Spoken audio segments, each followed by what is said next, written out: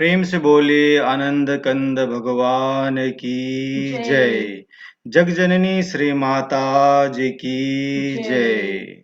उपस्थित आज के वीकली सत्संग में जूम के माध्यम से जुड़े हुए प्रेमी सज्जनगण, जिज्ञासु सबको मेरा सादर जय श्री सच्चिदानंद।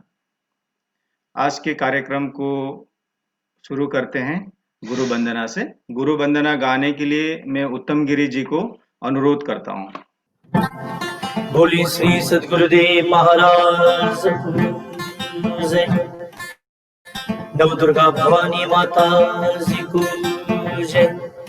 परमाराध्य जगजननी श्री माता जी को जय।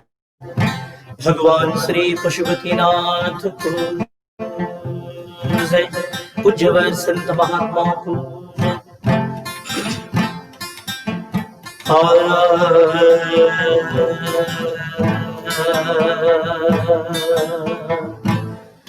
देना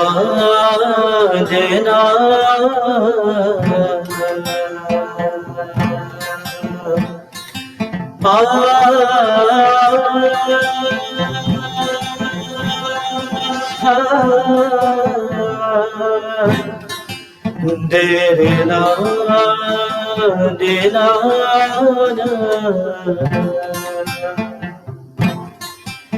हे गुरुदेवं शुभमंगलम् गुरुदेवाय हे चरणारविन्दम् हे देवं गुरुदेवा पशुपति रूपम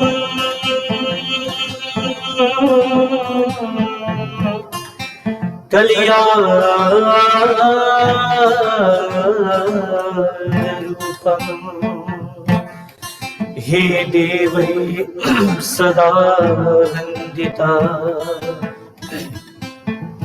परमानन्दम्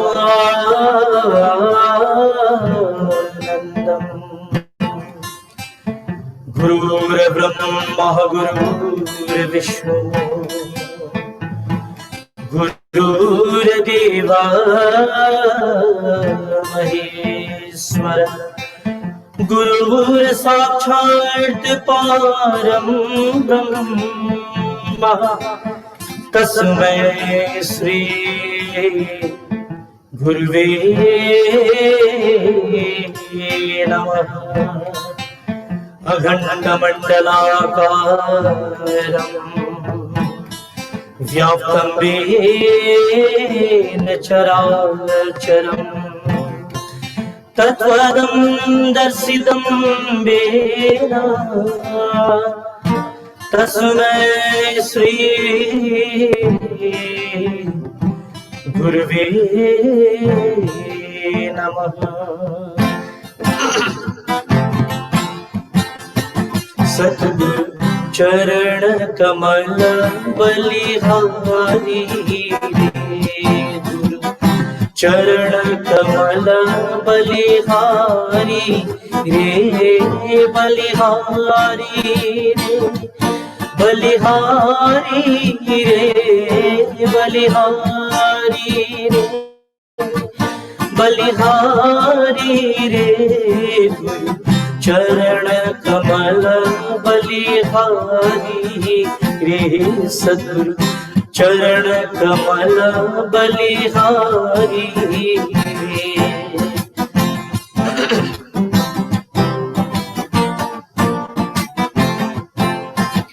भव सागर में मेरा पार डूब रहा नहीं मिले किनारा। भव सागर में मेरा पारा डूब रहा नहीं मिले किनारा। पल में लिया कुंवारी रे गुरु पल में लिया कुंवारी रे गुरु चरण कमल बलिहारी रे।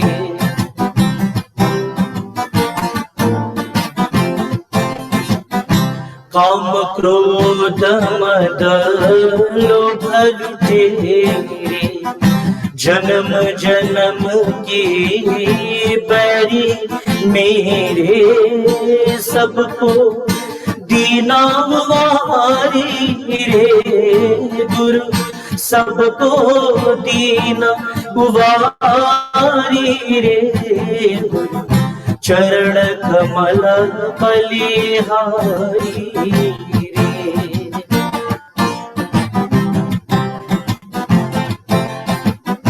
द्वैत भाव सब दूर कराया पूर्ण ब्रह्मा एक दर्शाया घट घट जोत निहारी रे गुरु घट घट जोत निहारी रे गुरु चरण कमल बलिहारी रे सतगुरु चरण कमल बलिहारी रे।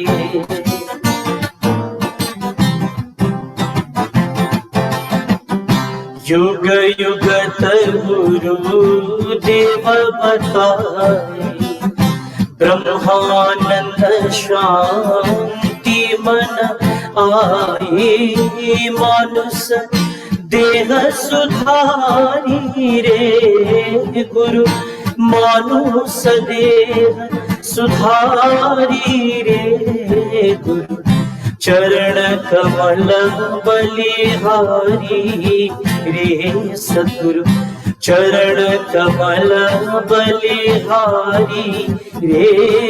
मेरे मन की दुविधा तारी रे गुरु चरण कमल बलिहारी रे। सद्गुरुदेव महाराज को बोलिए आनंद कंद भगवान की जय। उत्तम जी को बहुत बहुत धन्यवाद गुरु वंदना प्रस्तुत करने के लिए। अभी सत्संग होगा। सत्संग के लिए हमारे गुरु बहनी जल्पा शर्मा को मैं अनुरोध करता हूं आज अपना कुछ अनुभव हमारे साथ शेयर करने के लिए। जय श्री सदानंद। परमपिता परमात्मा ज्ञानदाता श्री सद्गुरुदेव महाराज की चरण कमल में मेरा नमन। और आज ये सत्संग के महासागर में जहां से भी हो, जहां से भी यूएई के प्रेमी और नेपाल से जुड़े हुए, इंडिया से जुड़े हुए और जो भी कंट्री से जुड़े हुए संपूर्ण प्रेमी को मेरा जय श्री सदानंद। और स्पेशली थैंक्स आकाश भैया को, क्योंकि आज मेरे को बोला बहन थोड़ा आप अपना लाइफ का एक्सपीरियंस बताना, तो मैंने बोला ठीक है कोई बात नहीं, जो भी छोटा मोटा जो भी हो मेरे से होता है मैं of course I share. And और स्पेशल थैंक्स जेपी सर को कहना चाहती हूँ कि जेपी सर ने हमको इतना अच्छा सत्संग सुनाया और एक्सपीरियंस शेयर किया कि उसके बाद तो हमको ऐसा लगता है कि लाइफ में मैं सोचती थी मैं ज्ञानी हूँ तो still we need to do more. ज्ञान लेने से, थोड़ा थोड़ा आश्रम जाने से, कभी कभी होता है ध्यान साधन करने से लाइफ नहीं, उसको प्रैक्टिकली करना चाहिए। सो इतना अच्छा सत्संग सुनाते हैं जेपी सर, आपको मेरे अंतर हृदय से थैंक यू बोलना चाहती हूँ। और यूएई टीम संपूर्ण यूएई टीम की तरफ से भी आपको नमन। तो एक्चुअली सत्संग तो मेरे ख्याल सब प्रेमी लोग हैं, सब एक्सपीरियंस लोग हैं, सत्संग सबको मालूम है। फिर भी मेरे लाइफ में छोटा मोटा हिस्सा हुआ है तो मैं आपके साथ शेयर करना चाहती हूँ। तो ज्ञान भी बोलते हैं, ये ज्ञान इजीली नहीं मिलता है। इजी मतलब सत्संग इजीली मिलता है, बट जब किस्मत में लिखता है वो भी होना चाहिए, क्योंकि मेरे फैमिली में कोई ज्ञानी ध्यानी नहीं थे। We are of course we pray to God, no problem, Bholenath सबको मानते हैं मेरे फैमिली लोग, लेकिन आश्रम में जाना मेरा कैसा हुआ कि मैं छोटी थी वो टाइम में, तो मेरे घर के नज़दीक अंकल आंटी लोग वो प्रेमी थे। तो घर पे कभी-कभी सत्संग करते रहते थे, हमको बुलाते थे। तो हम उधर जाते थे, बाई जी लोग इतना प्यार करते थे कि बोलते थे, "बच्चा आश्रम भी आना चाहिए।" तो ऐसा-ऐसा करके सत्संग सुनाते थे। मेरे को अच्छा लगता था संत महात्मा के साथ रहना। बाद में स्लोली-स्लोली मैं सत्संग भी जाने लगी। तो सत्संग जाने लगी, कभी बाई जी लोग बहुत प्यार करते, मैं ऐसे जाने लगी, तो थोड़ा-थोड़ा सत्संग भी सुनाने लगे बाई जी लोग, तो कभी-कभी मैं सत्संग सुन के अच्छा लगता था। बट मेरे को इतना इंटू नहीं था कि उसके अंदर ये ज्ञान के कुछ बातें मेरे को पता नहीं था, बट ऐसे मेरे को अच्छा लगता था जाना, ठीक है? तो फिर फाइनली एक दिन बाई जी ने बोला, "तू ज्ञान ले ले।" मैंने बोला, "ठीक है, मैं दीजिए" बोला, लेकिन ज्ञान को मैंने ईज़िली लिया था। It's not easy things. मैंने सोचा चलो बाई जी कुछ देंगे तो मैं ले लूँगी। तो बाद में बाई जी ने ज्ञान दिया मतलब बाई जी ने ज्ञान तो दे दिया मेरे को, लेकिन उसको मेरे को पालना करना चाहिए था, उसको अपने आप के अंदर उसको एक्सपीरियंस करना चाहिए था। मैंने क्या ज्ञान लिया, ऐसे ही छोड़ दिया। मेरे को लगा हो गया, आई एम ज्ञानी नाउ। लेकिन उसके बाद मेरे को क्या है ना, कुछ मिला तो नहीं, मेरे को लगा कुछ है ही नहीं इसके अंदर। तो मैं भड़की हुई। मैं मतलब आश्रम से थोड़ा दूर होने लगी। क्योंकि मेरा फैमिली बैकग्राउंड में ऐसा था कि एवरीबॉडी यूज्ड टू से कि जस्ट प्रे करो, life is okay. Pray on the sense घर पे प्रे करो, मंदिर जाओ, no problem, no need to go to sorry ashram. इतना जाना है तो जस्ट इतना नेसेसरी नहीं है। मेरे फैमिली से सपोर्ट नहीं था बिल्कुल। फिर भी मैं क्या होता है जब सत्संग सॉरी संगत ऐसी चीज़ है ना जो अराउंड वो होता है उसी में लोग इंसान लगा जाता है। तो मैं भी ऐसे हो गई कि चलो ठीक है यही संसार है, फिर मैंने आश्रम जाना छोड़ दिया। तो बाई जी ने मेरे को इतना प्यार बाई जी ने बोला तो एक प्रेमी अंकल थे उसको बोला जलपा को जैसे भी बुला के लेके आ जाओ। मैंने बोला ठीक है बाद में चले जाऊँगी। फिर मैसेज आया 2-3 बार आ गए। मैंने बोला चलो चले जाऊँगी। बाई जी ने बोला देख तेरे को मैंने सत्संग ये इजी चीज़ नहीं है, क्यों ऐसा हो गया? क्यों आश्रम आने छोड़ दिया? मैंने बोला नहीं ऐसी बात नहीं ठीक-ठीक कभी-कभी आती हूँ, नहीं ऐसा नहीं है। तेरा ध्यान कैसा है? मेरे को जानना है। मैंने तेरे को ज्ञान दिया। मैं चाहती हूँ कि तू आगे बढ़ और यंग जनरेशन को ज्ञान देते क्यों देते? क्योंकि उसने अपना जीवन को कल्याण करके दूसरे के जीवन में भी कल्याण का कुछ काम करे। दूसरे को समझा के कम से कम ये ज्ञान रूपी सागर में किसी को और फैमिली को हो, फ्रेंड सर्कल को हो, उसको इन्वॉल्व करे। इसलिए तेरे को मैंने ज्ञान दिया। तो मैंने बाई जी ले लिया मैंने तो ऐसा बोला इज़िली बाई जी, इसका मतलब ये नहीं है तूने ध्यान करती हूँ कभी-कभी दिस इज़ नॉट गुड ध्यान करना चाहिए उसका एक्सपीरियंस मेरे को बता। तूने क्या किया वो मेरे को बता। तो मैंने ऐसा-ऐसा बोला तो देन आपने कुछ किया ही नहीं। बाई जी ने बोला ये ज्ञान ये नहीं है। ज्ञान का मतलब होता है तेरे को मैंने एक ताला दिया है तो you need to open the door उसके बाद ही तेरे को अंदर जाने को मिलेगा। जब तक तू मैं मतलब मैंने तेरे को एक की दिया है। उसको आपको अंदर जाके क्या खजाना करना है वो यू शुड नो दैट बोल के बाई जी ने मेरे को अच्छे से समझाया, बहुत अच्छे से समझाया। उसके बाद मैं भड़की हुई आके फिर सत्संगी हो गई और मेरे को ज्ञान का महसूस हो गया। ये ज्ञान क्या है उसका मतलब अनुभव हो गया। पहले तो बिगिनिंग मेरे को लगा कुछ है ही नहीं, ऐसा फील होगा। इसलिए ज्ञान ऐसी चीज़ है कि हमको एक्सपीरियंस के लिए हमको इसको साधना करना चाहिए। ध्यान, सत्संग, सुमिरन, साथ दान पुण्य मतलब होता है ना आपका जो भी हो आप जो कर सकते हो वो करना चाहिए ताकि मन से उसका जो ज्ञान के प्रति ये हमारा उसके प्रति और मन अच्छा हो जाएगा और बिलीव बढ़ेगा, विश्वास बढ़ेगा राइट? तो ऐसा तो हो गया, लाइफ तो ठीक-ठाक था। फिर सडनली लाइफ में यू नो टीनेज एज में कुछ भी होता है ना तो इंसान क्या होता है घबरा जाता है। तो मेरे लाइफ में ऐसा कुछ I can't tell you everything तो कुछ हो गया सडनली कुछ हैपन हो गया तो मैं भी एकदम घबराहट हो गया मेरे को लाइफ में अब मैं कैसे आगे बढ़ूँ क्योंकि I am belongs to middle class family तो फैमिली में भी सपोर्ट के लिए इतना वो नहीं था। तो I was so upset depress जैसा हो गया। फिर मैंने ये सोचा भाई जी शेयर कर लूँ। आई यूज्ड टू से एवरीथिंग भाई जी ऐसा-ऐसा हो गया संता माँ को बताती थी। तो इतना प्यार करके उसने बताया देख बच्चा लाइफ में दुख-सुख होता है, निराश नहीं होने का क्योंकि भगवान राम ने तो अपना लाइफ में इतना क्या बोलते कर्म करना पड़ा भगवान साक्षात होकर भी अपना लाइफ में इतना दुःख करना पड़ा, संघर्ष करना पड़ा। हम तो एक इंसान है, फिर भी हमारे ऊपर भगवान का आशीर्वाद है। देखो अच्छा करोगे तो अच्छा फल मिलेगा, थोड़ा सब्र करो। लाइफ अच्छा होएगा। एक कर्म तो करना है जलपा, ऐसा नहीं है बच्चा, थोड़ा धीरज रखो, मेरे को बहुत समझाती थी। फिर भी मैं घबराती थी, मतलब बहुत तकलीफ हुआ था मेरा लाइफ में। तो फिर मैंने सोचा कि लाइफ में तो कुछ बोलते हैं कुछ अच्छा है तो जीने का मन होता है, राइट? तो मैंने सोचा कि लाइफ में कुछ है ही नहीं, जीना क्या? ऐसा भी हो गया। भाई जी ने बहुत बोला, देख लाइफ में जी, ये भगवान ने दी एक बार का जिंदगी है, तेरे को मरना इस गलत कभी भी मत सोचना, एक दिन अच्छा दिन आ जाएगा। ऐसा हो गया। मैंने भी सोचा और भाई जी ने जो बोला था यही हिसाब से, और मैंने महाराज जी का ध्यान सुमिरन करते गई। फिर भी मन में एक होता है ना कि इंसान, कि मैंने इतना अच्छा काम करती हूँ, मैंने गलती नहीं की, क्यों भगवान मेरे ऊपर इतना परेशान देते हैं, क्यों मेरे ऊपर इतना दुख दर्द देते हैं। मेरे को ऐसा होने लगा। एक टाइम आ गया कि मैं भगवान से विश्वास करना छोड़ दिया। तो बाद में होने लगा, फिर भी मैंने सत्संग ज्ञान को कभी भी मैंने नहीं छोड़ा। फिर कंटिन्यू करती गई।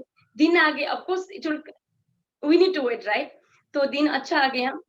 और उसके बाद संत मेरे भाई जी लोग बहुत बहुत मेरे को लाइफ में इतना सपोर्ट किया, कि इतना गाइडलाइन दिया, कि मेरे को लाइफ में जीने का तरीका सिखाया, जिंदगी क्या है ये सिखाया। अभी दुख होता है अभी भी लाइफ में, लेकिन मेरे को easily I can handle it. संघर्ष ही लाइफ है ना। तो ये चीज क्यों हुआ? बिकॉज मैंने टीनेज एज में मेरे को ज्ञान मिला था, क्योंकि वो ज्ञान नहीं मिलता तो शायद मैं भटक जाती। बोलते हैं ना कि मैं भी गलत रास्ता चूज लेती थी, और मैं भी सुसाइड कर लेती थी। कम से कम आज ज्ञान के माध्यम से मेरा लाइफ कंप्लीटली चेंज हो गया। एंड जो भी उन्हें कर्म अपने जगह है, लेकिन ज्ञान ध्यान साधना में जब भी टाइम मिलता है कर लेती हूँ। अभी तो खैर दुबई की लाइफ में सबको मालूम है, जॉब करना पड़ता है, अभी सत्संग के लिए भी थोड़ा टाइम एडजस्ट करना पड़ता है।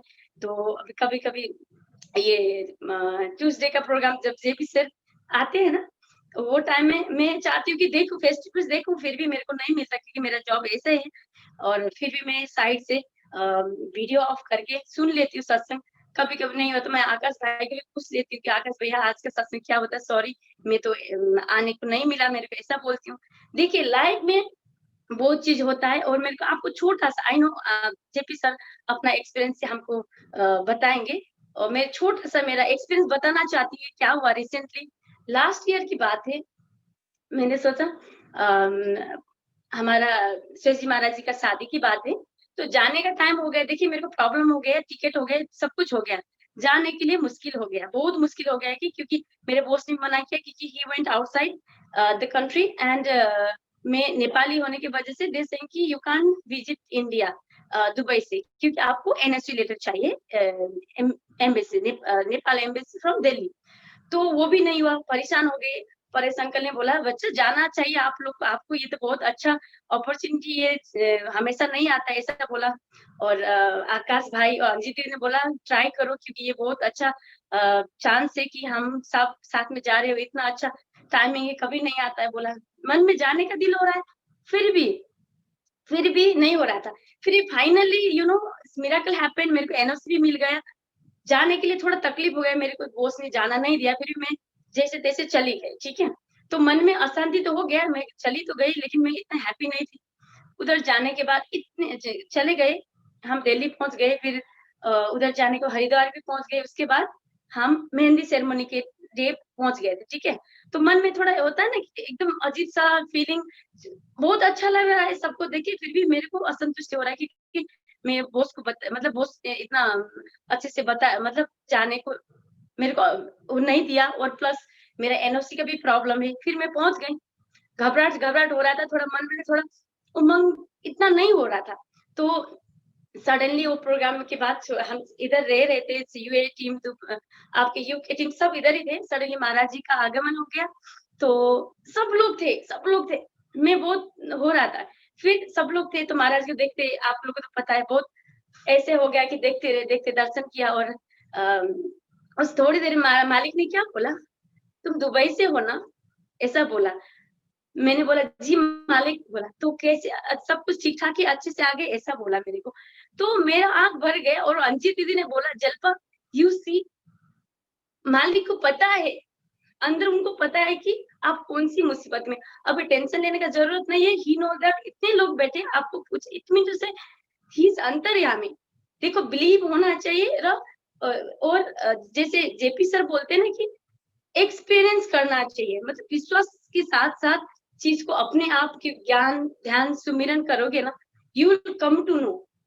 हमको पता चलेगा ये चीज क्या है, ये ऑर्डिनरी चीज नहीं है, ऐसा ज्ञान मतलब ऐसा कुछ भी नहीं है कि मंत्र जपना नहीं, कुछ नहीं, अपने आप को सुधारने का तत्व है। यही बड़ी बात है कि आज मालिक का कृपा हो के मेरे को ये ज्ञान मिला, उसके बाद मेरा लाइफ अभी दुख सुख तो होता रहता है, फिर भी लाइफ में खुश हूँ, हैप्पी हूँ। और सबको जय श्री सदानंद, प्रेम से बोले श्री सदगुरुदेव महाराज की जय। जय। आनंद कंद भगवान की जय। जल्पा बहन को बहुत बहुत धन्यवाद। अपना अति सुंदर अनुभव हमारे समक्ष रखा और आपने अपने जीवन में जो अनुभव किया, ये ज्ञान लेने के बाद वो एक्सपीरियंस को हमारे साथ में आपने शेयर किया। बहुत बहुत धन्यवाद। अभी एक और भजन होगा। भजन के लिए मैं प्रतिमा बहनी को अनुरोध करता हूँ।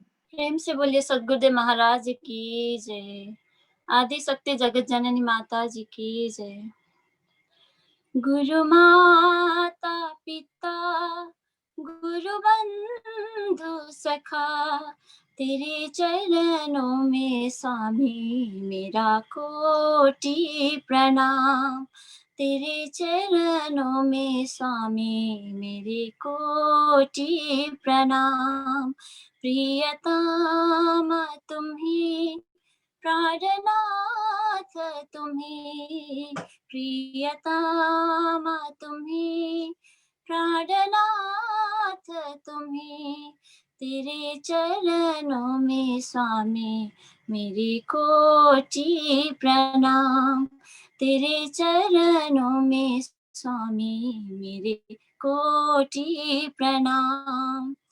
तुम ही भक्ति हो, तुम ही शक्ति हो, तुम ही भक्ति हो, तुम ही शक्ति हो, तुम ही मुक्ति हो। मेरे श्याम शिवा गुरु माता पिता गुरु बंधु सखा, तेरे चरणों में स्वामी मेरी कोटि प्रणाम। तेरे चरणों में स्वामी मेरे कोटि प्रणाम। तुम ही प्रेरणा, तुम ही साधना, तुम ही आराधना, मेरी स्वामा शिवा। तुम ही आराधना मेरे श्यामा शिवा। गुरु माता पिता गुरु बंधु सखा, तेरे चरणों में स्वामी मेरे कोटि प्रणाम। तेरे चरणों में स्वामी मेरे कोटि प्रणाम। तुम ही प्रेम हो, तुम ही करुणा हो, तुम ही मोक्ष हो, मेरे श्यामा शिवा। तुम ही मोक्ष हो, मेरे श्यामा शिवा। गुरु माता पिता गुरु बंधु सखा, तेरे चरणों में स्वामी मेरी कोटि प्रणाम। तेरे चरणों में स्वामी मेरी कोटि प्रणाम। तेरे चरणों में स्वामी मेरी कोटि प्रणाम। सद्गुरुदेव महाराज की जय। बोले आनंद कंद भगवान की जय। प्रतिमा बहनी को बहुत बहुत धन्यवाद अति सुंदर भजन प्रस्तुत करने के लिए। अभी सत्संग होगा। सत्संग के लिए मैं डॉक्टर जेपी अग्रवाल जी को मैं अनुरोध करता हूँ। डॉक्टर साहब। सभी को मेरा सादर जय सच्चिदानंद। एक्चुअली मैं अभी काली मठ में हूँ, हाइट में है और यहाँ सिग्नल की भी थोड़ी प्रॉब्लम है, लाइट भी थोड़ी हल्की है, तो मैंने सेटिंग कर रहा हूँ कि थोड़ा बहुत लाइट लोगों को दिखाई पड़े। एनीवे आज मैं जहां पर हूँ वहां का इतिहास में बताना चाहूंगा। काली मठ वह स्थान है जहां काली का प्रादुर्भाव हुआ था। प्रादुर्भाव का मतलब होता है जहां माता काली शुरू में प्रकट हुई थी। इतिहास ऐसा है कि यहाँ काली मठ से 7 किलोमीटर ऊपर पहाड़ी में एक जगह है जिसका नाम है कालशिला। वो जो कालशिला है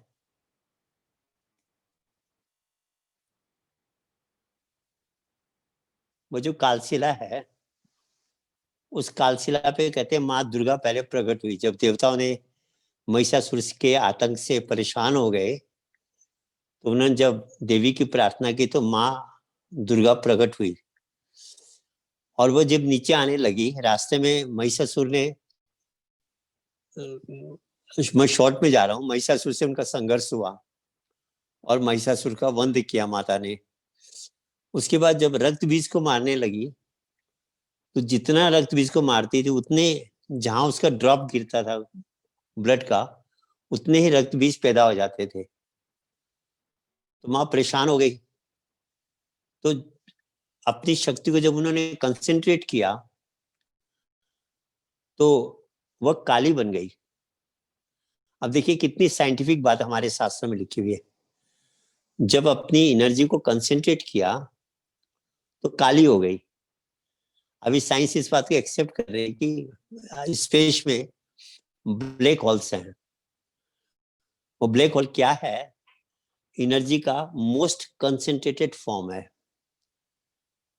अगर सूर्य भी उसके पास जाएगा तो ब्लैक होल सूर्य को भी खा जाएगा। इतना पावरफुल वह ब्लैक होल है जिसको हमारे यहाँ शून्य कहा गया, कि सूर्य में शून्य था, सब कुछ ब्लैक होल था। तो जब माँ दुर्गा ने अपनी शक्ति को कंसेंट्रेट किया तो काली हो गई। फिर उन्होंने रक्त बीज को मारा और उसके ब्लड को गिरने नहीं दिया, पर वो इतना भयंकर रूप हो गया था कि माँ काली एट रैंडम काटती मारती चल पड़ी। कोहराम मच गया, चारों तरफ त्राहिमाम त्राहिमाम हो गई। तो भगवान शंकर से रिक्वेस्ट की गई। तो जब भगवान शंकर लेट गए, उनपे जब पांव रखा माँ काली ने, तब शांत हुई। और यहाँ से चलते चलते लास्ट काली घाट कलकत्ते के पास जो है, वहां पर जाके माता जी स्थिर हो गई। तो ये जो कालीमठ प्लेस है ये सिद्ध पीठ है जहां से माँ काली का प्रादुर्भाव हुआ है। महाराज जी की यहाँ पर धर्मशाला भी है। मैं उसी धर्मशाला में इस समय हूँ। आश्रम के कुछ काम से आया हुआ हूँ। एक्चुअली इससे करीब 4 किलोमीटर इससे ऊपर एक पहाड़ी है, छोटा सा गांव है वैसे, उसका नाम देवर है।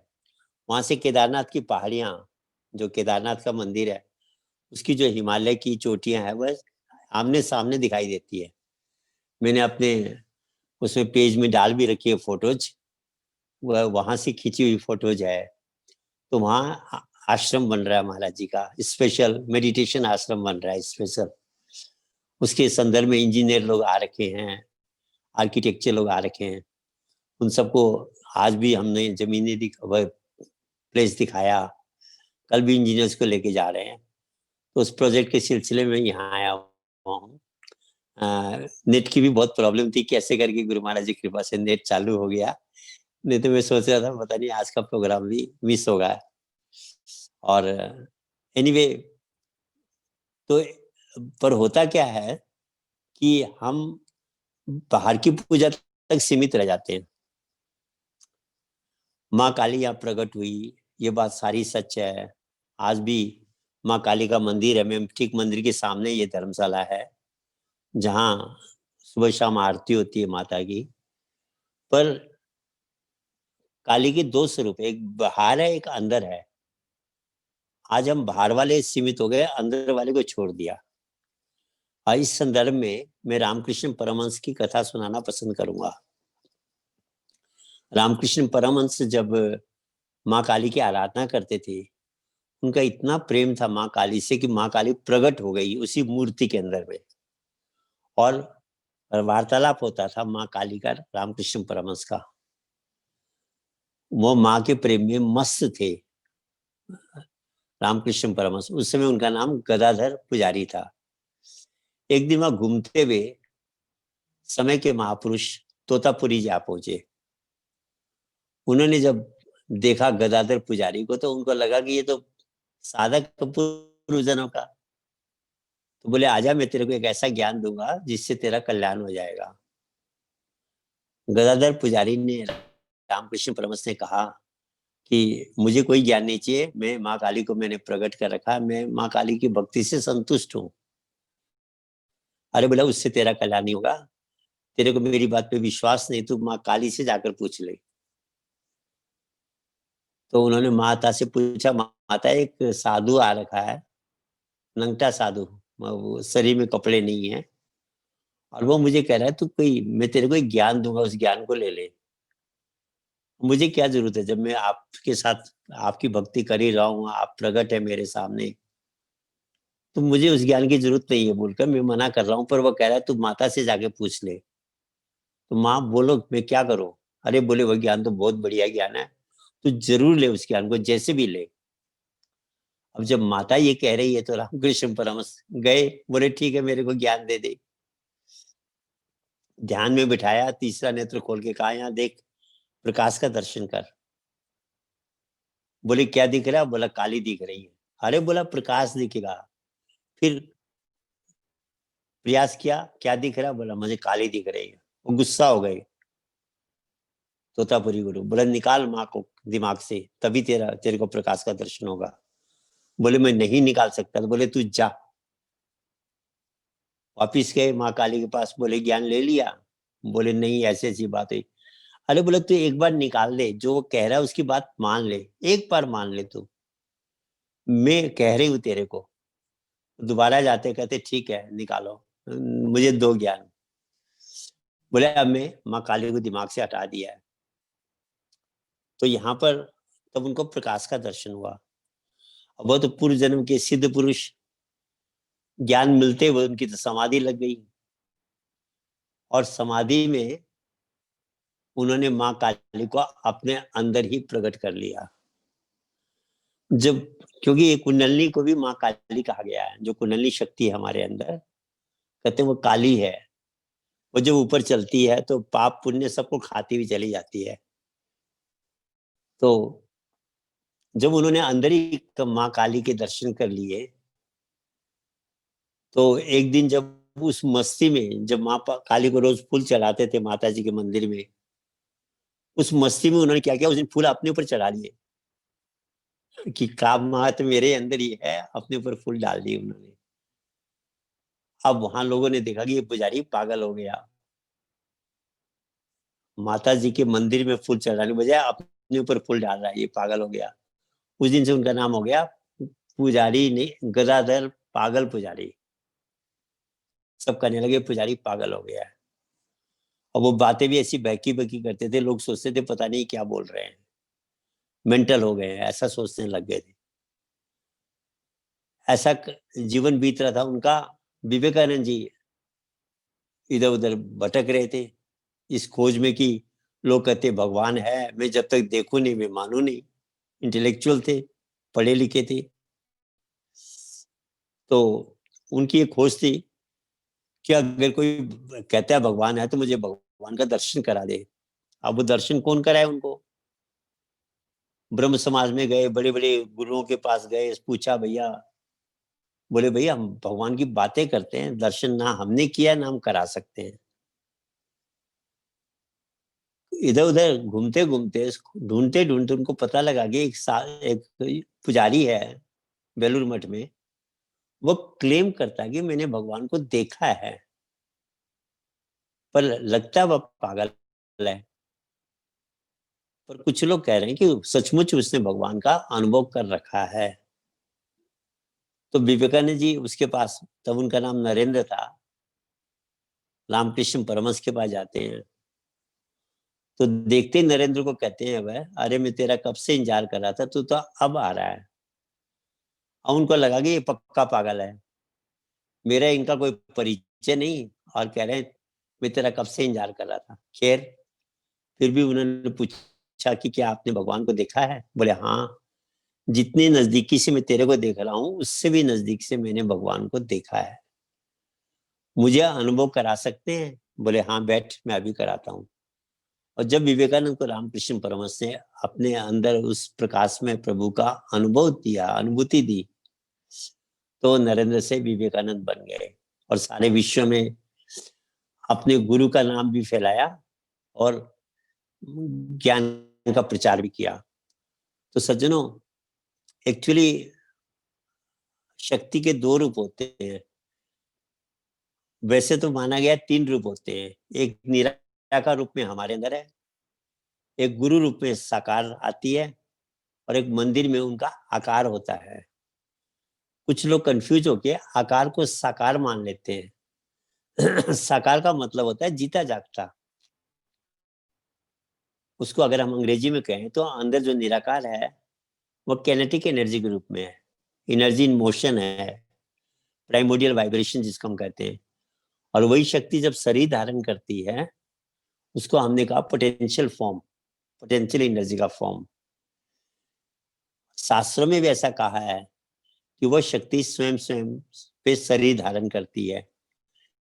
गीता में हम पढ़ते हैं यदा यदा हि धर्मस्य ग्लानि भवति भारत अभिथानम धर्मस्य तदात्मानं सजाम्यहम् परित्राणाय साधूनां विनाशाय च दुष्कृताम धर्म संस्थापनार्थाय यम संभवामि युगे युगे। कि वह शक्ति शरीर में जब आती है उसको साकार कहा गया।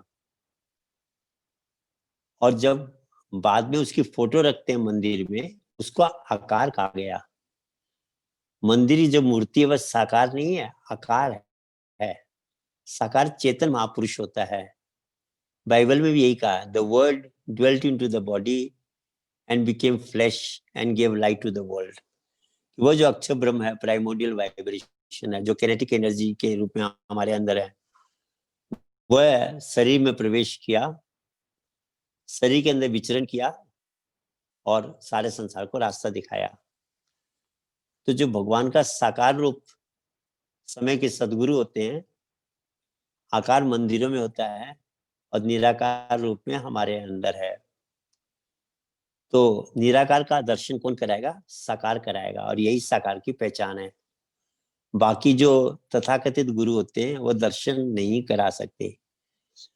कितने गुरु थे विवेकानंद जी के टाइम में, पर वो दर्शन केवल रामकृष्ण परमहंस नहीं करा सके। अर्जुन के टाइम में कितने गुरु थे, पर वह दर्शन भगवान कृष्ण ने कराया।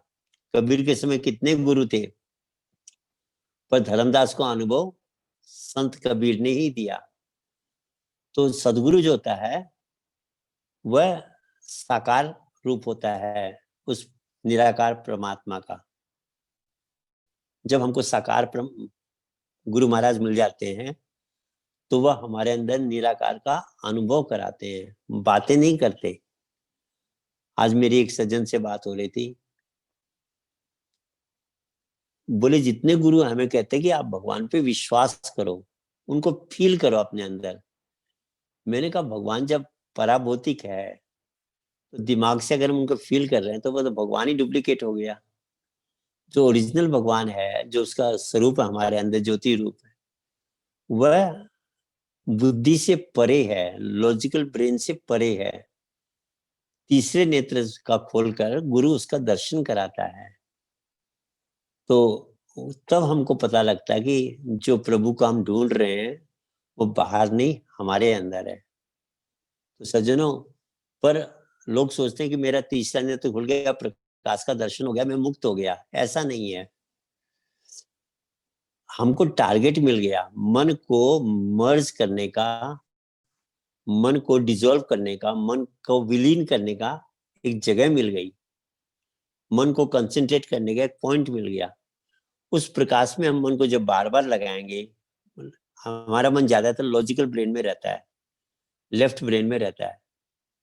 आप अपने ब्रेन का, मन का ध्यान करोगे, ख्याल करोगे, तो ये बात महसूस होगी कि मन हमारा मैक्सिमम टाइम बाएं ब्रेन में रहता है, लेफ्ट ब्रेन में। इसलिए कोई ना कोई थॉट आती रहती है, ना कोई प्लानिंग करते रहते हैं, कुछ ना कुछ बोलते रहते हैं, कुछ ना कुछ देखते रहते हैं। ये सारी क्रियाएं बाएं मस्तिष्क से कनेक्टेड है। तो 90% हमारा टाइम, हमारा मन बाएं मस्तिष्क में कनेक्टेड रहता है, और यही हमारी समस्या और दुखों का कारण है। हम और चीजों को दोष देते हैं। सबसे बड़ा ब्लंडर हमारा क्या है कि मन को बाएं ब्रेन में रखना। जब मन को हम प्रकाश में लगाते हैं, तीसरा नेत्र खुल जाता है, या उस प्रभु के नाम में लगाते हैं, तो मन बाएं ब्रेन से हट गया। उसमें मन की एनर्जी दाहिने ब्रेन को चार्ज करती है। दाहिने ब्रेन में कॉस्मिक प्लान आते हैं। कॉस्मिक प्लान मतलब हमारे कर्मों के हिसाब से हमारे लिए क्या सबसे बढ़िया करना है, वो प्लानिंग ईश्वर हमारे लिए करता है, और उस प्लान को हमें भेजता है दाहिने ब्रेन के द्वारा कि तू ये कर। पर चूंकि हमने दाहिने ब्रेन को इनएक्टिव कर रखा है, तो वो प्लान हमारा मिस हो जाता है। जब हम नाम का सुमिरन करते हैं, प्रकाश का ध्यान करते हैं, मन को बाएं ब्रेन से हटा के जब नाम में या प्रकाश में लगाते हैं, तो धीरे धीरे दाहिना ब्रेन हमारा, दाहिने ब्रेन की बैटरी चार्ज हो जाती है। तो वो सिग्नल जो आ रहे हैं ऊपर से हमको रिसीव होने लग जाते हैं। अब जैसे बैटरी डाउन हो जाती है हमारे मोबाइल की, तो वाईफाई हो अगर कनेक्शन भी, तो वाईफाई सिग्नल नहीं मिलेगा हमको, क्योंकि बैटरी डाउन हो गई। अब बैटरी चार्ज होते ही वाईफाई का सिग्नल मिलने लगेगा। वाईफाई ऑन होते हुए भी नहीं मिलेगा, क्योंकि बैटरी डाउन हो गई। तो हमारे दाहिने ब्रेन की बैटरी डाउन होने के कारण हमको वह जो ईश्वर के सर्वर से जो वाईफाई के सिग्नल आ रहे हैं, जिसको हम दाई विल, कॉस्मिक प्लान इत्यादि कहते हैं, वो हमारे मिस हो रहे हैं। जब हम मेहनत करके ध्यान करेंगे, सुमिरन करेंगे, तो वह सिग्नल आने लगते हैं। और जब दाई प्लान से हम चलते हैं, तो जीवन बहुत सहज और सुखमय हो जाता है। तो ये जो सिस्टम है, इसको सीखने में थोड़ा टाइम लगता है। जब हम इसको सीख लेते हैं, तो ये जीवन के लिए बहुत बड़ी पूंजी बन जाती है। कई बार महाराज जी समझाते हैं कि नदी जिधर बह रही है, अगर हम उधर ही बहेंगे तो हमें इजीली पानी के साथ बह जाएंगे, हमें मेहनत नहीं पड़ेगी। पर नदी के वेग के विपरीत अगर हम तैरना चाहेंगे, तो कुछ देर में, थोड़ी देर में हम थक जाएंगे और डूब भी सकते हैं। तो जब दाई विल के अगेंस्ट में हम जीवन बिताते हैं, ईश्वर के प्लान के अगेंस्ट में जीवन बिताते हैं, तो अनेक दुख और समस्याएं हमारे जीवन में आती है। पर अगर हम दाई प्लेन से जीवन बिताने लगे, तो हमारा जीवन बहुत सहज और सुंदर और आनंदमय हो जाता है। पर वो कब होगा? जब हमारे राइट ब्रेन की बैटरी चार्ज होगी। उस बैटरी को चार्ज करने के लिए हमको ध्यान सिमरन, मेडिटेशन करना पड़ेगा। तो आज माँ काली के इस काली मठ में हम अंदर की काली को, जिसको कुंडली शक्ति कहा गया, वह जब हमें ज्ञान मिल जाता है, तो वह शक्ति हमारे भ्रुकुटी में पहुंच जाती है। जब हम साधन नहीं करते हैं, तो वो नीचे उतरती है, फिर साधन करते हैं तो ऊपर चली जाती है। अब उसको सहस्त्रदल कमल में, मतलब पीनियल ग्लैंड में पहुंचाना है। तो थोड़ा सा स्टेप बाकी है, इसलिए इसके लिए हमको आधा ही घंटा बैठने से खाली बात नहीं बढ़ेगी। योग के हिसाब से जब हम 2 घंटा बैठने लग जाएंगे, जब हमारा मन लेफ्ट ब्रेन से हटके उस लाइट में, उस वाइब्रेशन में लगेगा, तो फिर ये अंदर का इंटरनेट चालू होगा और हमारे लाइफ में इंट्यूशंस आने लगेंगे, क्रिएटिविटी बढ़ जाएगी, हमारा जीवन दाई प्लान के हिसाब से चलने लगेगा। कहा भी है सेंट आशीष ने, O God let me be an instrument of thy will, कि मैं दाई विल का एक औजार बन जाऊं, जो आपकी इच्छा है इस तरह के द्वारा वह काम हो। तो सज्जनों, इसके लिए हमको दाई विल का अपने जीवन में करने के लिए वी हैव टू मेडिटेट। और अब समय हो गया है, क्वेश्चन आंसर का सेशन चालू होगा। सबको मेरा नमस्कार, जय सच्चिदानंद। अभी मैं अनुरोध करना चाहूंगा, अगर आपके समक्ष कुछ प्रश्न है तो आप अपना हैंड रेज कर सकते हैं। केपी सर, आज कोई प्रश्न नहीं है तो जैसा है। बहुत अच्छी बात है, आप क्योंकि कंटिन्यू। क्योंकि एक्चुअली इसका मतलब हमारे प्रेमी लोग साधन अच्छा करने लग गए। क्या होता है, मैं अपने जीवन की एक छोटी सी बात ऐड करना चाहूंगा। जब मुझे उपदेश हुआ, तो चूंकि मैं नास्तिक से आस्तिक बना, तो अनेकों प्रश्न आने लगे कि ये संसार क्यों बनाया, भगवान क्या है, क्यों ये क्रिएशन हुआ, लाइफ में क्या, बहुत से अनेकों बातें आने लगी। क्रिएशन के पीछे लक्ष्य क्या था। पर अब कालिम्पोंग छोटा सा शहर, किससे पूछूं मैं। तो एक बार तो आया, यार ये झमेला हो गया, नास्तिक ही ठीक था।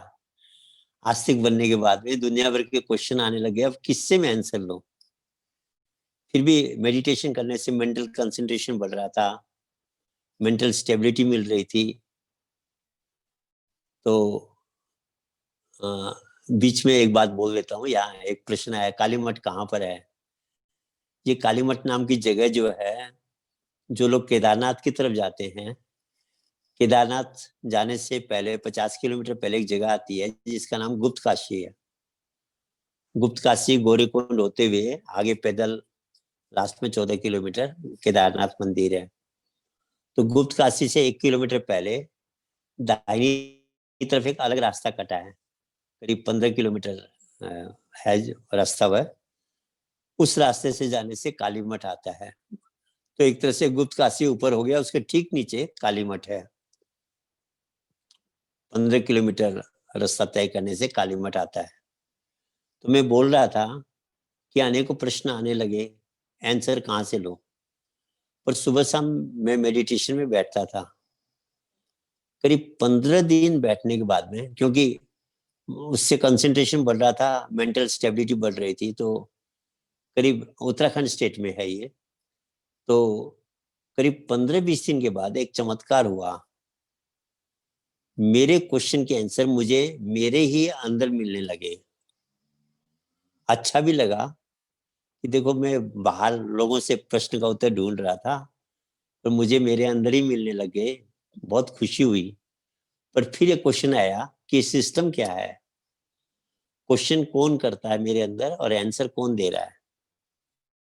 तो जब मैंने न्यूरोलॉजी पढ़ी, ब्रेन का विज्ञान पढ़ा, तो पता लगा लेफ्ट ब्रेन क्वेश्चन करता है, लॉजिकल ब्रेन, और राइट जो इंट्यूटिव ब्रेन है वह उस कॉस्मिक सर्वर से आंसर लाता है। बिल्कुल इंटरनेट का सिस्टम है। जैसे इंटरनेट में हम सर्च इंजन में कोई क्वेश्चन डालते हैं, तो जो सर्वर है अमेरिका में, जिसपे सारे आंसर पहले से डाले हुए हैं, वहां से वह आंसर ला करके हमको देता है। ऐसे ही साइंस ने एक्सेप्ट किया है कि एक कॉस्मिक सर्वर है, जिसको साइंस यूनिवर्सल माइंड कहती है। हम भगवान को इस सिंपल भाषा में कहते हैं सर्वज्ञ है। सर्वज्ञ मतलब सब कुछ जानता है, सारे आंसर्स उसके पास हैं। तो जब हमारा राइट ब्रेन एक्टिव होता है, तो वह अंदर का इंटरनेट है। मेरा तो ये भी मानना है कि जिस साइंटिस्ट ने इंटरनेट का आविष्कार किया, उसने हमारे दाहिने ब्रेन की, राइट ब्रेन की नकल की है। तो जब राइट ब्रेन एक्टिव हो जाता है, तो वह वहां से आंसर लाके देता है। Left brain, logical brain question करता है, इंट्यूटिव राइट ब्रेन आंसर देता है। तो दोनों सिस्टम हमारे अंदर है। तो जब न्यूरोलॉजी पढ़ी, तब क्लियर हो गया कि सारा सिस्टम हमारे अंदर है। तो मुझे आज प्रसन्नता हो रही है कि हमारे प्रेमी लोग भी खूब साधन भजन करने लग गए, जिससे उनको अपने क्वेश्चन के आंसर अपने अंदर मिलने लग गए। अब पूछने की जरूरत नहीं रही। ये तो बहुत खुशी की बात है। और मैं तो चाहूंगा सारे हमारे जो प्रेमी भक्त हैं, सब साधन बढ़ाएं, क्योंकि जितना हम साधन को बढ़ाएंगे, लाइफ उतना ही इजी हो जाएगा। हम क्या सोचते हैं कि पहले हम अपने सारे काम कर लें, उसके बाद साधन करेंगे, जबकि ये रॉन्ग है। क्योंकि एक्चुअली क्या है, रावण ने कहा ना, अच्छे काम को कल पे मत छोड़ो। लक्ष्मण को यही तो सीख दी थी। आप कुछ दिन ट्राई कर लो, सुबह 2 घंटा साधन करके मुझे काम में लगना है। आप 1 महीने 1 घंटा नहीं, 2 घंटा सुबह। आप 1 महीने इस नियम को करके देखो, आपकी काम करने की स्पीड बढ़ जाएगी, आपके डिसीजंस राइट होंगे, इंट्यूशंस आएंगे। इंट्यूशन एक ऐसी चीज है जो सबसे बड़ी गिफ्ट है। इंट्यूशन का मतलब होता है कि आपके अंदर सिग्नल आएगा कि तू इस काम को कर, और उस काम को आप करेंगे तो बहुत अच्छा उसका रिजल्ट आएगा। उसको सिंपल भाषा में हम कहते हैं अंतर प्रेरणा। अंदर से एक आवाज आएगी, तू इस काम को कर।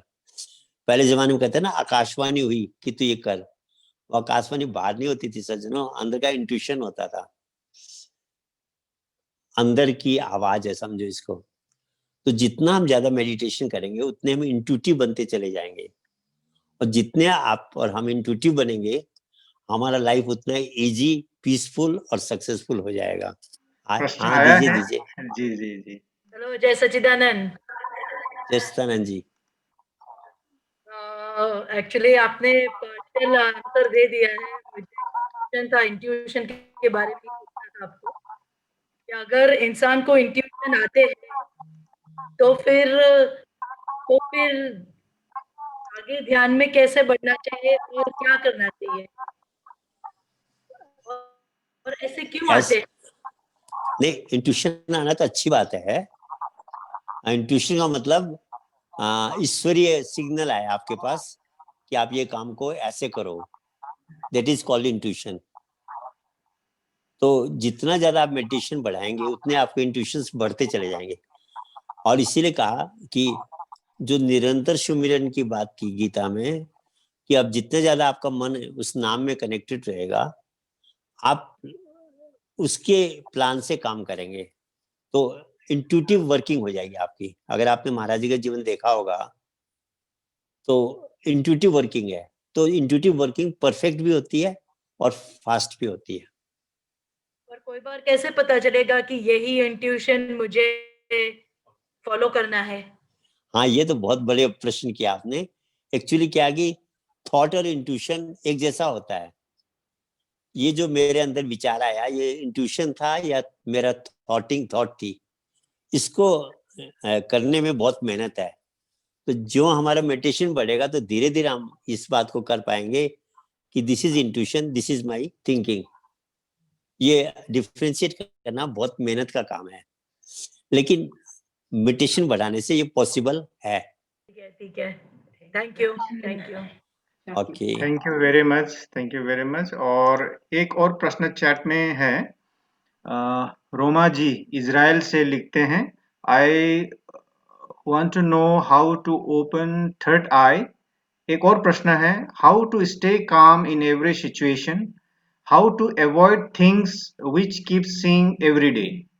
तो 3 प्रश्न किया है रोमा जी इजराइल से। एक ही तीनों प्रश्न है क्या? जी सारे प्रश्न एक के ही है ना? जी जी जी। रोमा जी, पहले थर्ड आई जो खोलने की बात है, ये तो ऑपरेशन है। अगर आप डॉक्टर से पूछेंगे कि डॉक्टर साहब ऑपरेशन कैसे करना है बताइए जरा मुझे, तो डॉक्टर क्या कहेगा? कहेगा जी आप मेरे ऑपरेशन थिएटर में आ जाइए, मैं आपका ऑपरेशन कर दूंगा। ऑपरेशन बताने की चीज नहीं है बल्कि प्रैक्टिकल करने की चीज है। तो थर्ड आई खुलना है आपको तो स्पिरिचुअल मास्टर के पास जाना पड़ेगा, the one who has the potential to open your third eye. आप वहां जाएंगे तो आपको थर्ड आई खोल दी जाएगी। थर्ड आई खुलने के बाद में जब आप मेडिटेशन करेंगे, जितना ज्यादा आप मेडिटेशन करेंगे उतनी आपके अंदर कामनेस बढ़ती चली जाएगी। लेफ्ट कामनेस क्या है मैं आपको टेक्निकली बताता हूँ। हमारे ब्रेन में माइंड में 4 प्रकार की वेव्स होती हैं, डेल्टा, थीटा, अल्फा और बीटा। बीटा जो है वह नॉन काम वेव है, अनस्टेबल वेव है। आपके अंदर अगर बीटा वेव चल रही है आपके माइंड में तो आप अनस्टेबल हैं। आप बीटा से अल्फा में चले गए, थोड़ा सा स्टेबल हो गए। थीटा में चले गए तो आप काफी शांत हो गए। तो माइंड की जितनी स्पीड घटेगी आप काम होते चले जाएंगे। स्पीड घटाने के लिए ब्रेक लगाना पड़ेगा। ब्रेक क्या है? मेडिटेशन है। जब आप मेडिटेशन बढ़ाएंगे तो थर्ड आई में जब माइंड को कनेक्ट करेंगे, आपका मन वहां पर, जब माइंड की स्पीड घटेगी तो आप काम होते चले जाएंगे। तो टू बी काम you have to meditate more, reduce the speed of your mind। वह ये चाह रहे होंगे कि मन की कुछ आदतें पड़ जाती है, उससे मन को कैसे हटाया जाए। जी। क्योंकि क्या होता है ना, माइंड के पास ब्रेन नहीं है। ये बात शुरू में समझ में नहीं आती है, धीरे धीरे समझ में आती है। Mind does not have brain. तो इसको जो आदत हमने डाल दी, उस आदत को फॉलो करता है, चाहे अच्छी आदत हो चाहे बुरी आदत हो। इसलिए विवेकानंद ने कहा, when you sow a deed you reap a habit, when you sow a habit you reap a character, and when you sow the character you reap the destiny. आप जिस काम को बार बार करेंगे वो आपकी आदत पड़ जाएगी। आदत को दोहराते रहेंगे तो आपका स्वभाव बन जाएगा, और वही स्वभाव आपका भाग्य बन जाता है, डेस्टिनी बन जाती है।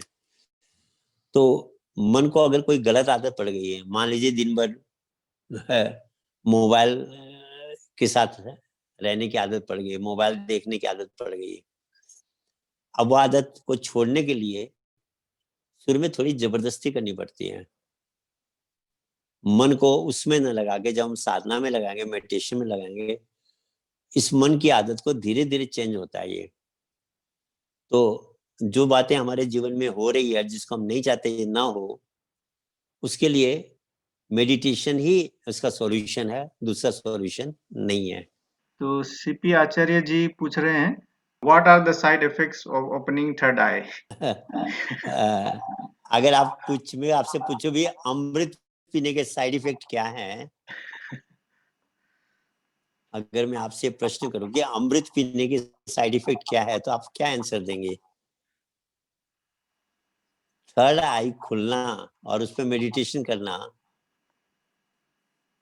साइड इफेक्ट तो गलत चीज के होते हैं। इवन एक ऑर्डिनरी बात करूं मैं, एलोपैथी आप दवाइयां खाते हैं तो उसके साइड इफेक्ट है, और वही अगर आप होम्योपैथी खा रहे हो तो अगर वो दवाई गलत भी दे दी जाए तो उसका साइड इफेक्ट नहीं है। लो पोटेंसी में दिया है, हाई पोटेंसी की बात अलग होती है। ऐसे ही कुछ चीजें ऐसी होती है जिसकी कोई साइड इफेक्ट नहीं होती है, बल्कि उसकी गुड इफेक्ट ही केवल होती है। तो थर्ड आई ओपनिंग की कोई साइड इफेक्ट नहीं है। आप जितना प्रैक्टिस करेंगे आपका मन उतना ही शांत होगा। हाँ, अगर आप मेडिटेशन कर रहे हैं और सत्संग नहीं सुन रहे, सेवा नहीं कर रहे, तो ईगो डेवलप हो सकती है कि मैं बहुत साधन करता हूँ। वो साइड इफेक्ट आपके कुछ चीजें मिस करने से आई। जब हमारा लेवल ऑफ कंसंट्रेशन बढ़ता है तो हम उसका मिसयूज कर सकते हैं। वह कब होता है? जब व्यक्ति सत्संग से वंचित होता है। तो बाकी थर्ड आई ओपनिंग के कोई साइड इफेक्ट नहीं है, गुड इफेक्ट ही है। धन्यवाद। जयप्रकाश जी, अच्छा, खाली बोलिए थोड़ा सा एक सवाल पूछना था आपको। बोलिए। अभी हम लोग नाम का स्मरण करते हैं, तो हैं? उसमें श्वास में ध्यान लगाना है या नाम श्वास में ध्यान लगाना है, कि जो नाम का स्मरण है उसमें मन लगाना है? किसमें मन लगाना है? ये तो आपका प्रश्न ही गलत तो है। ध्यान धरते हैं, ध्यान में हम बैठते हैं, क्यों? आपका प्रश्न ही गलत है। श्वास तो ऑक्सीजन कार्बन डाइऑक्साइड है। जो हाँ, तो मन जो नाम में लगाना है कि नाम श्वास के अंदर उसका नाम का अनुभव करना है? मतलब, आपका नाम का मतलब क्या है?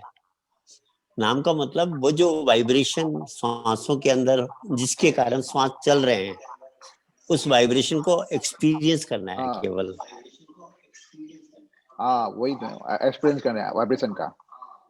हाँ, वह नाम शुरू के में जो होता नाम नहीं हम है। जपते हैं श्वास के अंदर, वही तो आप यही तो कंफ्यूज हो रहे हैं ना। वो जो वाइब्रेशन है उसको जपना नहीं पड़ता। हाँ, जैसे कहीं भी एक आवाज हो रही है, आपको कहा गया भाई उस आवाज को सुनो जरा, उसमें क्या जपेंगे आप? आपने तो उस आवाज को सुनना है। तो जो आवाज श्वासों को चला रही है, उस आवाज को पकड़ना है, उसके लिए मेहनत करनी पड़ती है। गुरु महाराज का आशीर्वाद भी चाहिए, अपना प्रयास भी करे तो आवाज पकड़ में आती है। जिस आवाज से श्वास चल रहे हैं उसी को नाम कहा गया। उसमें मन को जोड़ना है, जपना नहीं है बल्कि कनेक्ट करना है मन को उसमें। मन के कनेक्ट करने का है नाम के अंदर। हाँ, जय सच्चिदानंद के मेरो चकावा। एउटा क्वेसन छ, म क्वेसन गरिहालौँ छिटै। या यू कैन आस्क। अघि अघि भर्खर एकजनाले सोधिसु नि, जुन त्यो भाइब्रेसनमा हजुरले जब कसैले अब ज्ञान लिएर धेरैले एक्सपिरियन्स गरिसकेको हुँदैन नि त त्यो भाइब्रेसन एक्सपिरियन्स गर्नुभन्दा अगाडि चाहिँ हामीले केमा आफूले त्यो कनेक्ट गर्ने भन्नाले आफ्नो कन्सन्ट्रेसन त्यो भन्दिछ न। यो एक्चुअली के हो भने उपदेशको बेलामा सन्त महात्माले बुझाउँछ त्यो कुरा त। हजुर हिंदी में बोलिए, एउटा हिंदी में, जस्तो हिंदी में बताइए ना। टाढो एउटा आवाज हुँदैछ अरे, हिंदी में बताइए जरा, हिंदी मानि में। त्यो आवाज सिटी जस्तो आवाज छ अरे सपोज, त म भन्छु नि हेर न त्यो सिटी जस्तो आवाज हुँदैछ है भनेर। त्यो कुरोले त्यसलाई मद्दत गर्छ त्यो आवाजलाई समात्न लागि। तो जो आपका प्रश्न है कि उससे पहले क्या करें, तो जैसे कहीं सिटी की आवाज हो रही है तो मैं बोलता हूँ देखो वहां पर सिटी की आवाज हो रही है, जरा ध्यान दो, तो आपको वो आवाज पकड़ने में मदद मिलेगी। ऐसे हमारे संत महात्मा उपदेश के समय में आपको कहते हैं कि श्वास अंदर जाता है तो ऐसी आवाज होती है, बाहर निकलता है तो इस तरह की आवाज होती है। वह मिलती जुलती आवाज का आपको एक उन्होंने इशारा दिया कि उसके सहारे हम ओरिजिनल आवाज को धीरे धीरे पकड़ ले। उसको पकड़ने में हमको वो जो शुरू में संत महात्मा जो हमें सिखाते हैं वो स्टार्टिंग हर एक को उपदेश के समय में समझाया जाता है पूरी तरह। और वो जब प्रैक्टिस करता चला जाता है तो धीरे धीरे फिर वो जो ओरिजिनल आवाज है उससे कनेक्ट हो जाता है। तो ये तो उपदेश के टाइम में आपको समझाया गया है। हजुर, तर त्यो एक्सपिरियन्स नहुँदासम्म चाहिँ उपदेशको बेलामा जे सम्झाइछ हामीले त्यही गर्ने हो हैन? त्यही गर्ने हो कि तर कोसिस गर्नुपर्छ कि बिस्तारै, किन त्यो साउन्ड त भइराकै छ नि, अलिकति कन्सन्ट्रेसन बढाएपछि त्यो साउन्ड सुनाइ पर्न थाल्छ। मलाई चाहिँ ध्यानमा बस्दा रेस्टलेस हुन्छ के, किन सुन्दिन मैले त्यो भनेर त्यो भित्रबाट हुन्छ के भन्नाले सुनम जस्तो हुन्छ। त मैले सुन्दिन। उसके लिए आपको एक काम करना पड़ेगा, गुरु महाराज जी से झगड़ा करना पड़ेगा। कहना पड़ेगा महाराज जी आप मेरे को दो ही एक्सपीरियंस, क्योंकि एक्सपीरियंस के मालिक वह हैं। चाहे प्रकाश का दर्शन हो चाहे उसको उसकी अनुभूति हो उस नाम की, दोनों के मालिक वह हैं। अब एक प्रेमी था हरिद्वार में, खूब अच्छा प्रकाश देखता था। अब कुछ ईगो आ गया, प्रकाश गायब हो गया। अब शॉर्ट में दे रहा हूं मैं। अब वो बेचैन हो गया, खूब अच्छा प्रकाश देखने वाले को प्रकाश नहीं दिखाई पड़े। वो बेचारा महात्मा जी के पास गया, यहाँ पर भजनानंद नाम के महात्मा जी थे जिन्होंने उपदेश दिया था उसको। बोले महात्मा जी मेरे को तो प्रकाश नहीं हो रहा, दोबारा क्रिया करो। दोबारा क्रिया की, सब कुछ किया, प्रकाश का दर्शन नहीं हुआ। मुझे फोन किया, बोला जी मेरे साथ ये प्रॉब्लम हो गई। मैंने कहा भाई उसके मालिक तो वह हैं प्रकाश के, वही दोबारा तुमको दे सकते हैं, और संत महात्मा ट्राई करने से कुछ नहीं होगा। वो फिर महाराज जी की फोटो के आगे उसने दंडवत प्रणाम किए, रोया पिटा, फिर शुरू हो गया। तो मुझे बता रहा था, बोला काफी पापड़ बेलने पड़े पर अब मेरा दोबारा स्टार्ट हो गया। तो ये ज्ञान के मालिक महाराज जी है। तो जो गुरु होता है, स्पिरिचुअल मास्टर होता है, उसको हम जितना प्रसन्न करेंगे, अपनी मेहनत भी, कोशिश भी और प्रसन्न भी, दोनों का जब कॉम्बिनेशन होगा तो प्रकाश में भी वही बात है और इस अनुभूति में भी वही बात है। जुन त्यो ध्यानमा बस्दाखेरि खुट्टा निदाउँछ नि, त्यो दिमाग त राम्रो होइन नि, वो तो बहुत अच्छा है। पाँव तो सोना ही चाहिए। बट त्यो भन्नाले खुट्टा दुख्यो भन्ने फिल हुन्छ नि त। होइन सर, एक्चुअली क्या है, जब आप ध्यान में लंबा समय बैठेंगे तो पूरा शरीर धीरे धीरे सुन्न होता चला जाएगा, और जब सो जाता है शरीर तो आपको ज्ञान की अच्छी अनुभूति होती है और आपका कंसंट्रेशन लेवल बढ़ता है। तो समाधि जो लगाते थे ऋषि क्या कहते हैं, ये सारा शरीर सो जाता है, केवल श्वास चलेंगे, वो भी धीरे धीरे सूक्ष्म हो जाते हैं। तो शरीर को तो, ये आपका जो एज है, ये तो सुलाने का ही एज है। शरीर को सुला दो पूरी तरह, बहुत अच्छा अनुभव आएगा। Thank you. जय श्री सच्चिदानंद जीपी सर, मेरा भी एक प्रश्न था। हम लोग Actually, सब मैं लेट हैं। आपको मैं इसके लिए प्राइवेट में, लेकिन अभी मैं रहा नहीं, जॉब अभी नहीं दे सकते तो भी ठीक है, लेकिन मैं अपना प्रश्न रखना चाहती हूँ कि जैसे कि जब मैं जो अनहद का क्रिया करती हूँ ना, पता नहीं मुझे यहाँ पे ये प्रश्न करना चाहिए या नहीं चाहिए, कि मैं फिर भी रख रही हूँ। जब अनहद का करती हूँ क्रिया, तब 2 टोन्स है, एक हाई में है, एक मीडियम में है। लो में, तो मैं आपका किसमें प्रश्न समझ गया। कंसंट्रेट करना चाहिए? मैं आपका प्रश्न हाँ। समझ गया। ये बुक्स में लिखा हुआ है कि जब व्यक्ति अनंत की साधना करता है तो पहले तो रल मिल बजता है, बहुत सी साउंड मिक्सअप आती है। स्टार्टिंग में कहा है पहले पहले रल मिल बाजे, पीछे न्यारी न्यारी रे। तो शुरू में तो एकदम बिगनिंग में तो मिक्सअप बजती है, फिर उसके बाद अलग अलग आवाज आने लगती है। उसमें एक हाई पिच में होती है, एक लो पिच में होती है। तो जो हाई पिच वाली है उसको छोड़ देना है, लो पिच वाले में कंसंट्रेट करना है। कुछ दिन में लो पिच वाली फिर हाई पिच बन जाएगी, उसके बाद उसमें दूसरी लो पिच आएगी, फिर उसको हाई पिच को छोड़ देना, लो पिच को पकड़ना है, ऐसे बढ़ते चले जाना है। मतलब हाई पिच को छोड़ना है, लो को पकड़ना है, और वो लो कुछ दिन में हाई बन जाएगी, फिर दूसरी लो निकलेगी उसके अंदर से, फिर उसको पकड़ना है। बहुत बहुत धन्यवाद। मेरा बहुत दिन से ये कंफ्यूजन था, तो आज दूर हो गया। Thank you so much. प्रेम से बोलिए श्री आनंद कंद भगवान की जय। जय। त्वमेव माता च पिता त्वमेव, त्वमेव बन्धु च सखा त्वमेव, त्वमेव विद्या द्रविणं त्वमेव, त्वमेव सर्वं मम देव देव, त्वमेव सर्वं मम देव देव, त्वमेव सर्वं मम देव देव।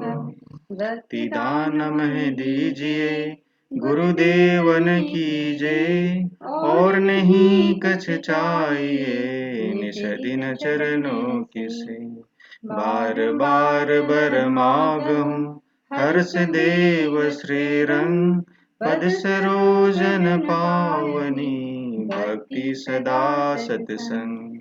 आज भी तेरी आसरा प्रभु, कल भी प्रभु तेरी आस, घड़ी घड़ी तेरी आसरा प्रभु, शरण पड़ा मैं दास। प्रेम से बोलिए आनंद कंद भगवान की जय।